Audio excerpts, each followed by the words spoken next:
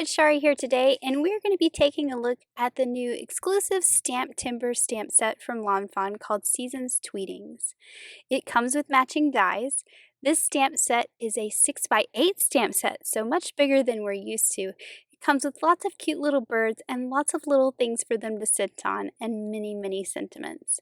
So I'm going to be making a slimline card with this set today, and I have lots of other examples to share at the end of this video as well from the design team. But I'm going to go ahead and stamp out all the little birds that I'm going to use in today's card. I decided to color my birds with some browns, some very taupey browns. This is an E70 and E71. I really like these browns for something that doesn't have that red tone in it. And I think these make these birds look like little sparrows. So I'm just doing some very simple shading with the darker color at the bottom of each bird and then blending it out with the lighter color. Then I'm going to go in and start coloring all these fun accessories.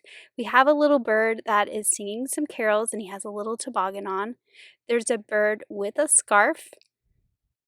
We have a bird with some earmuffs on, which I think is super cute. It could also be headphones, I think, which would be fun.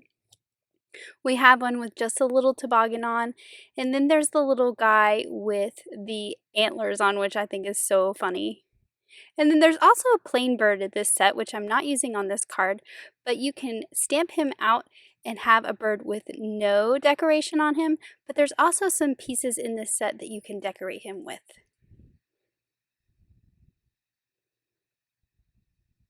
So I'm just coloring in these little toboggans with some shades of blue, and then I'm going to color in these branches. There are 4 branches in this set. I'm going to be using 2 different lengths for my card today.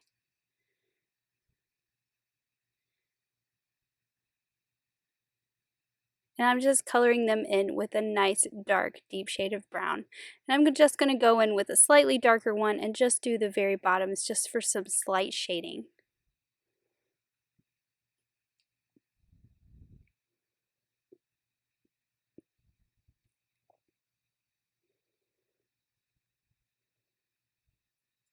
Now I'm going to color in those little antlers on my last little bird here, and I decided to make the hat part of it a little darker and then have some light colored antlers.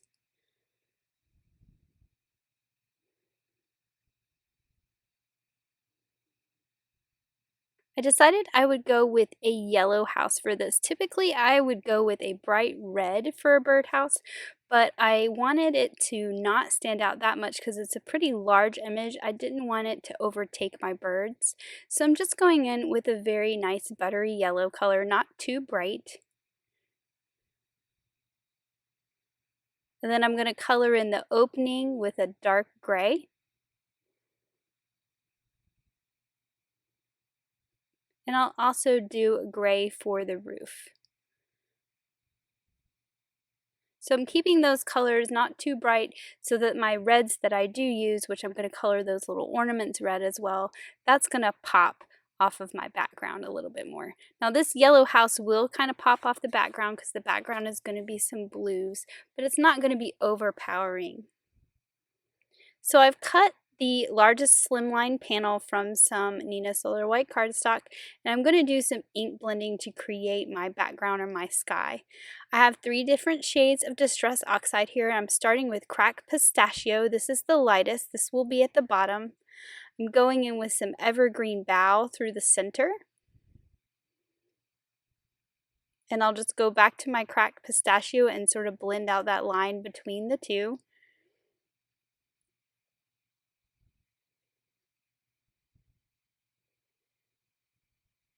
And then finally, I'm going to go in with peacock feathers for the top.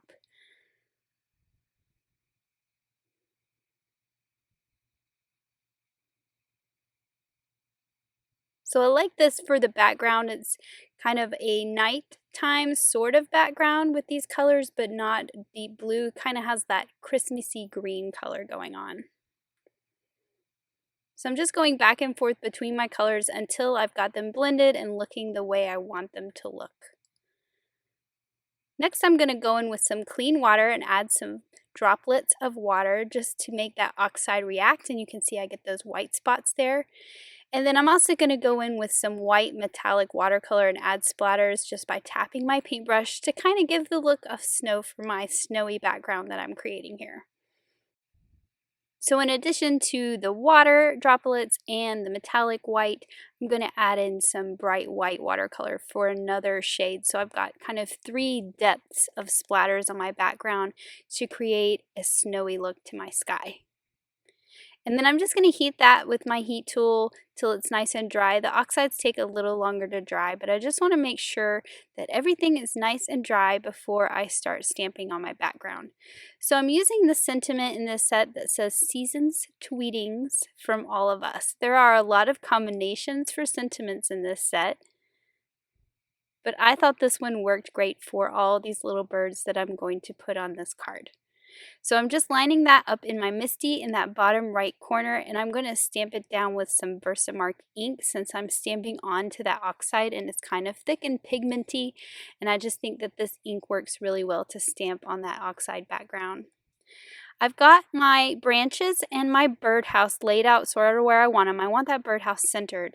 And then I'm going to go in with the string of lights, and I'm going to stamp that with that same VersaFine ink onto the background. Now there is a die that will cut out this string of lights, but I didn't want the look of that white border around them. I wanted them to look like they're hanging in the sky, and I'm going to color those lights with some glitter here in a little while. So don't worry about the fact that it's on a dark background. I'm going to show you how I colored them in just in a little bit. So I'm stamping 4 of these strings, and I just placed those things on there so I could kind of get the placement of where my strings of lights go. Now that I've got it stamped, I'm going to put it on a card base that is 3.5 by 8.5.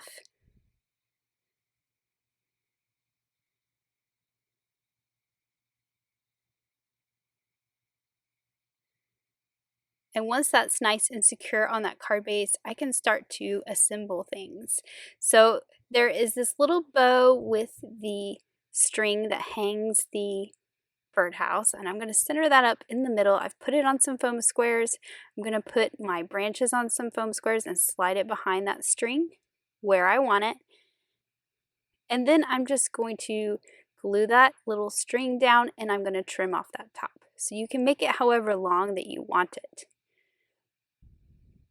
I'm going to add some foam squares to my little branch that goes on the bottom and go ahead and put that down there as well. And you can see that I have those branches hanging over the sides a little bit, so I'll just trim those off with my scissors so that they go off the page.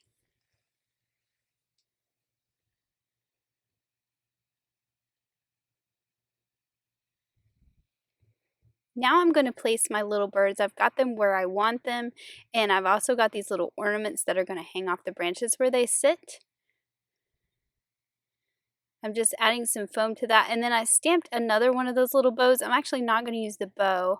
I'm just trimming off little pieces of the line that it stamps. I'm going to use that as my hangers for my ornaments.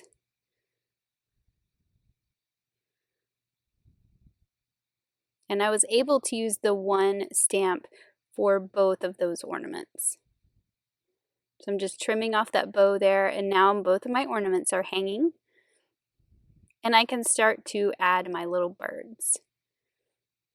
So I'm just going to use foam squares on each of these and place them right where I've already got them placed.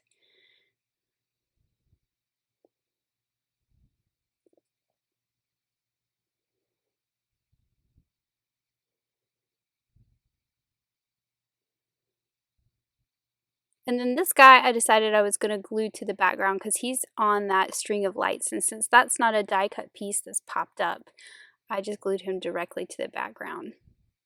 So I'm coloring my lights, and I am using some colors of stickles. So you can see I picked out a blue, a gold, a red, and a green, and I'm just filling in those light bulbs with those stickles, and this is my way of coloring in the lights without worrying about using markers or watercolor or worrying about that dark background that they're on. And I just love the sparkly look that it adds to the lights, kind of like they're on. I added a little bit of glitter pin to my ornaments as well. And then now I'm going in, there's some tiny music notes in this set, and I'm just decorating around my singing birds. And now my card is all finished. I just love those glittery lights and that snowy background. So now let's take a look at a couple examples from the design team. Kara has this beautiful slimline card, and I love the glowy look she added to those light bulbs. Elise's card is super sweet. I love the two little birdhouses, and she even incorporated a tiny little bird into her scene. Tammy's slimline card is super fun, and she used a new stencil for that background, and I love those singing birds on those branches covered in snow. Jen's card is super sweet and simple. I love those ornaments and that snowy birdhouse hanging from the branch. I love Melissa's colorful card and those white embossed string of lights in the background that give that classic clear Christmas light look. Megan created a fun shadow box card that actually opens up sideways. That birdhouse is featured in that center opening on the inside, and she really dressed up her birds by using those extra accessories in the set. Grace made a beautiful card by using those branches to make a wreath that is a shaker card on the inside that looks like snow. It is just so pretty, and I love the colors she used. Tammy created this fun bird Christmas tree, and you can see she used all those sizes of branches and all those birds to fill this card, and it is so sweet. I love how Elise used some of the small lawn fawn birds to make these cute little families sitting and caroling on these Christmas lights. And then Jen made a rainbow Christmas card. I love these rainbow birds sitting on the branches. They are just so sweet. And then Nicole created a slimline card with all these cute little birds. And I just love that branch at the bottom with all the ornaments and the birdhouse hanging off. It is so sweet. She even used a new stencil for that background as well. Thanks so much for watching. Have an amazing day. Bye.